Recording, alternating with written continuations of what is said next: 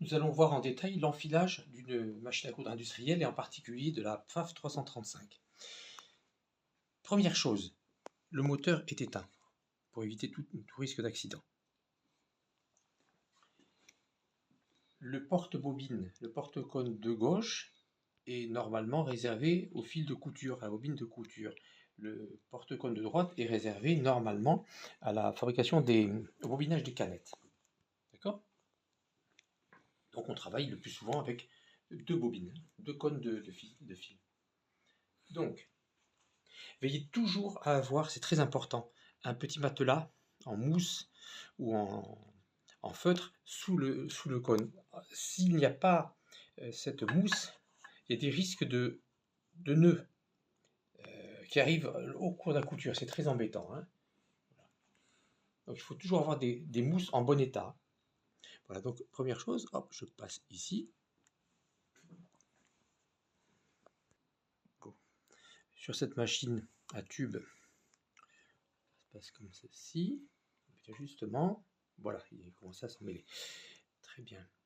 Hop, je passe de l'arrière vers l'avant, il ressort vers l'avant. Voilà.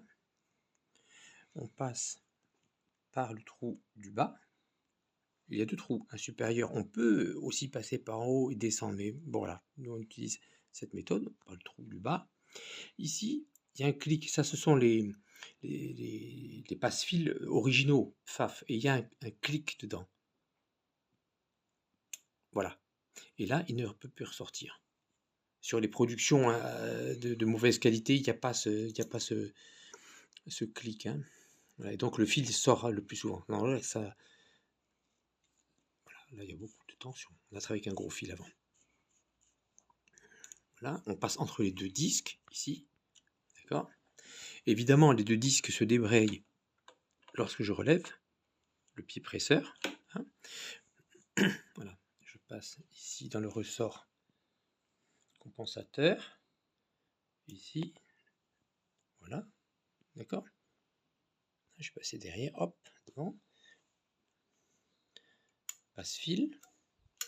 Là, effectivement, on voit le ressort compensateur qui fonctionne bien. Je passe ensuite dans le doigt releveur. Voilà. Je repasse dans le passe-fil. Passe-fil frontal. Et là, c'est très important, très important. Il y a le passe-fil de barre à aiguille qui est là. Il est très important, il ne faut pas l'oublier. Si on l'oublie, à ce moment-là, à la couture, ça tirera vers l'avant. L'aiguille va être déformée. Hein. Donc c'est très important de ne pas oublier ce dernier passe-fil. Voilà. Et sur la phase 335, eh bien, on enfile de la gauche vers la droite. Voilà, donc j'ai recoupé le bout du fil. Voilà. Pas de souci. Ça aide beaucoup. Je vais relever le pied pour lâcher la pression sur le disque. Il est sorti du guide-fil au-dessus de l'aiguille.